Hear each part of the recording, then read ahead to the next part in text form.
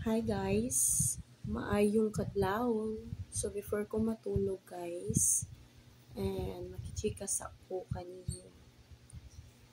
So kanang magasulod ka og inani like mahimo kang content creator or any nga part sa social media is dapat andam ka nga maatubang sa mga positive and negative nga isulti sa mga tao. Kay di man nato kalikayan nga natay mga ma-encounter nga inana. Naay basher, naay maka-appreciate sa atong mga gibuhat, naapod ka ng haters, pero dapat is magmalik-on and ika nga o kanang moingon sila na the more haters nga sige comment, the more nga daghan kang income sa imong pag-vlog.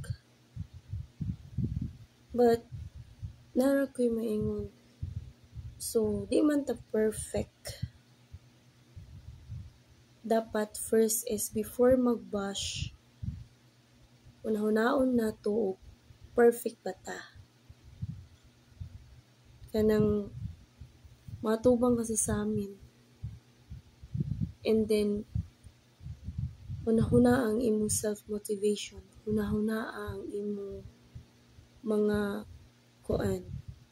If perfect ka ba? Angayan ka bang i-bash food? Kanang unsa bay imong mga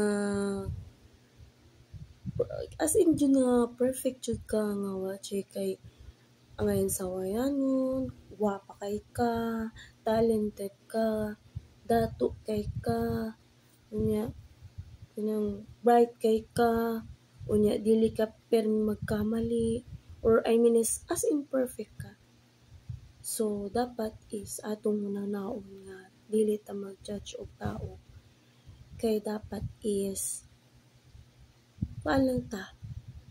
Kanang di na lang ta mag isgot og buhi og istorya kung kanang makaibaw ta nga sakit na kayo unya ang impact sa madunggan sa tao nga imong gibash. So maro jud ang masulti. Dapat is hinay-hinay jud ta mabuhi sa istorya kaysa mga inana daghan biya ma-pressure, daghan ma-depress. And all is dapat enjoy lang.